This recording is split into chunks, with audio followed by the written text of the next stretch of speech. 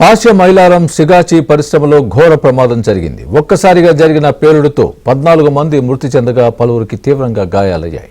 ప్రమాదానికి గల కారణాలపై అధికారులు అన్వేషిస్తూ ఉండగా సీఎం రేవంత్ రెడ్డి రేపు ప్రమాద స్థలాన్ని పరిశీలించనున్నారు.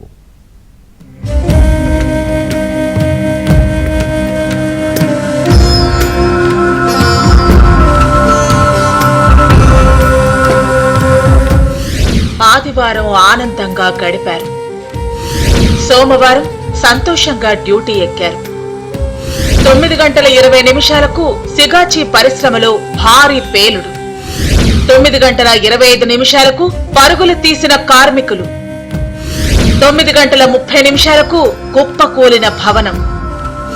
కార్మికుల కుటుంబాల్లో తీరని విషాదం. సంగారెడ్డి జిల్లా పాసమైలారం ఇండస్ట్రియల్ ఏరియాలోని సిగాచి కెమికల్ ఫ్యాక్టరీలో భారీ పేలుడు సంభవించింది. ఆదివారం నాడు కార్మికులందరూ కుటుంబ సభ్యులతో సంతోషంగా గడిపి సోమవారం ఉదయాన్నే యథావిధిగా తమ విధులకు హాజరయ్యారు. కానీ ఇంతలో ఫ్యాక్టరీలో జరిగిన పేలుడు కార్మికుల జీవితాన్ని చిత్రం చేసింది. తోటి ఉద్యోగులతో కలిసి ఆనందంగా పనిచేస్తున్న సమయంలో ఒక్కసారిగా జరిగిన పేలుడు పలువురు కార్మికుల కుటుంబాల్లో తీరని విషాదం నింపగా మరికొంతమంది ఆస్పత్రుల పాలయ్యారు.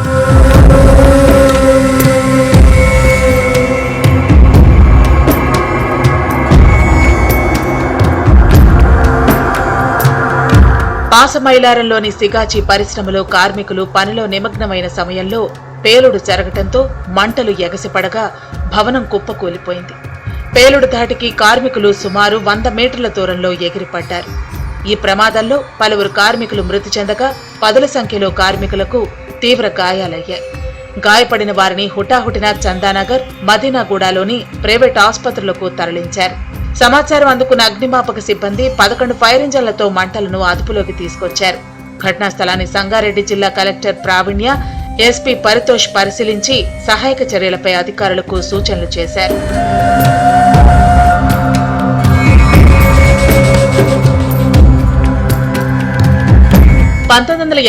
లో స్థాపించబడిన Sigachi industries micro crystalline cellulose powder ప్రధాన ఉత్పత్తి పంపిణీదారుల్లో ఒకటిగా ఉంది.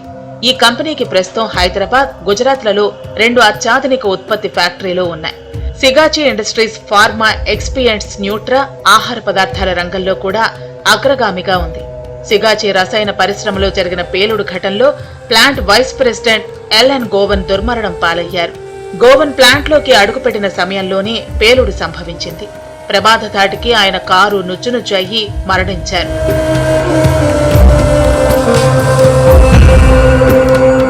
సిగాచి పరిశ్రమ ఎదుట కార్మికుల కుటుంబాలు ఆందోళనకు దిగాయి.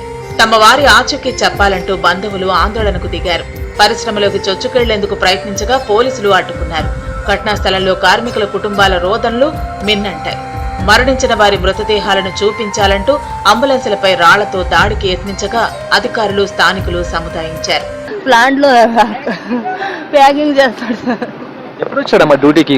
5:30కి వచ్చాడు. ఇక్కడ ఎవరైనా అడిగే ప్రయత్నం చేస్తేమని చెప్పారమ్మా? కొంతమంది లోపల ఉన్నాడు అన్నారు, కొంతమంది హాస్పిటల్లో ఉన్నారన్నారు. పూర్తి వివరాలు తెలియలేదు సార్ మాకు. ఇక సిగాచి పరిశ్రమలో మైక్రో క్రిస్టలైజ్ సెల్యులోజ్ మెటీరియల్ తయారు చేస్తున్నట్లు ఫైర్ డీజీ నాగిరెడ్డి తెలిపారు. Drying unit, air handling unit లో ఏదో ఒక చోట ప్రమాదం జరుగుండొచ్చన్నారు. ప్రమాదం సమయంలో పరిశ్రమలో ఉన్న కార్మికుల సంఖ్యపై స్పష్టత లేదన్నారు. సమాచారం అందిన నిమిషంలోపే అగ్నిమాపక దళాలు ప్రమాద స్థలికి చేరుకున్నాయని ఫైర్ డీసీ నాగిరెడ్డి వెల్లడించారు. ప్రధానంగా వీళ్ళు మైక్రో క్రిస్టలైన్ సెల్యులోజ్ అనే మెటీరియల్ ని తయారు చేస్తారు. ఈ తయారు చేసే సమయంలో డ్రైయింగ్ యూనిట్, తర్వాత ఎయిర్ హ్యాండ్లింగ్ యూనిట్స్ అనేది ప్రధానంగా ఉంటాయని చెప్తున్నారు. డ్రైయింగ్ యూనిట్లో కానీ ఎయిర్ హ్యాండ్లింగ్ యూనిట్లో కానీ ప్రాబ్లం తోటి ఈ యొక్క ఇన్సిడెంట్ జరిగింది, బ్లాస్టింగ్ జరిగిందని చెప్తున్నారు. సంఘటన స్థలాన్ని మంత్రులు దామోదర రాజనరసింహ, వివేక్ వెంకటస్వామి పరిశీలించారు. క్షతగాత్రులకు మెరుగైన వైద్య సాయాన్ని అందించాలని జిల్లా కలెక్టర్ను మంత్రి దామోదర రాజనరసింహ ఆదేశించారు. ప్రమాదం జరిగిన తర్వాత అన్ని విభాగాల అధికారులు సత్వరమే స్పందించారని, ప్రమాదానికి గల కారణాలను ఇప్పుడే చెప్పలేమన్నారు. ప్రతి కార్మిక కుటుంబాన్ని కాపాడుకునే బాధ్యత మాది. మరణించిన కుటుంబాలకు ప్రగాఢ సానుభూతి. దీన్ని రాజకీయం చేయకండి. కంట్రోల్ రూమ్ ఏర్పాటు చేశాము.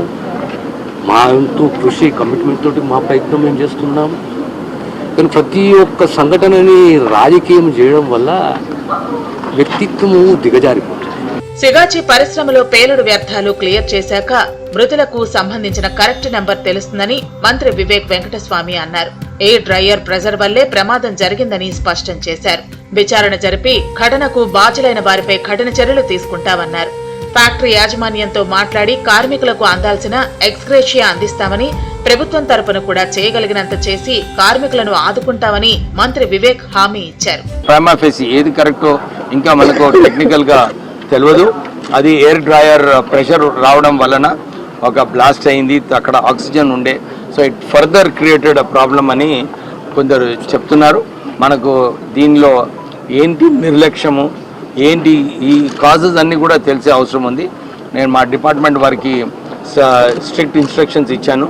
మేనేజ్మెంట్ని తొందరగా మీరు, ఎందుకంటే everybody is busy with rehabilitation. Sigachi పేలుడు జరిగిన ప్రాంతాల్లో మాజీ మంత్రి హరీష్ రావు పరిశీలించారు. పరిశ్రమలో పేలుడు కారణంగా కార్మికుల మరణంపై క్లారిటీ లేదన్నారు. ప్రభుత్వ వైఫల్యం వల్లే ప్రమాదం జరిగిందని హరీష్ రావు ఆరోపించారు. క్షతగాత్రులకు మెరుగైన వైద్యం అందించడం కోసం కార్పొరేట్ ఆసుపత్రులకు తరలించాలని డిమాండ్ చేశారు. 4-5 నాకే కలిస్తే నేను తీసుకెళ్లి అక్కడ కలెక్టర్ గారికి, ఆర్డీఓ గారికి కల్పించాల్సిన పరిస్థితి ఏర్పడ్డది. ఎంత ఇర్రెస్పాన్సిబుల్ గా ప్రభుత్వము, ఈ అధికార యంత్రాంగం పనిచేస్తుందంటే ఇది నిజంగా చాలా బాధాకరం. ఒకవైపు ఎన్డీఎస్ఆర్ఎఫ్ బృందం అద్భుతంగా లోపల పోయి పనిచేస్తున్నారు, వాళ్ళను మనం అభినందించాల్సిందే. కానీ రెవెన్యూ యంత్రాంగము, జిల్లా యంత్రాంగం ఏం చేస్తున్నట్టు? సిగాచి కెమికల్స్ పరిశ్రమలో పేలుడు ఘటనపై ప్రధానమంత్రి నరేంద్ర మోదీ తీవ్ర దిగ్భ్రాంతి వ్యక్తం చేశారు. మృతుల కుటుంబాలకు ప్రగాఢ సానుభూతి తెలియజేశారు. ఈ పేలుడు ఘటనలో ప్రాణాలు కోల్పోయిన వారి కుటుంబ సభ్యులకు ఎక్స్గ్రేషియా ప్రకటించారు. ప్రమాదంలో మరణించిన ఒక్కో కుటుంబానికి 2 లక్షలు, గాయపడిన వారికి 50,000 ప్రధానమంత్రి జాతీయ సహాయ నిధి కింద ఇవ్వనున్నట్లు ప్రకటించారు. ఈ మేరకు ఎక్స్ లో పోస్టు పెట్టారు.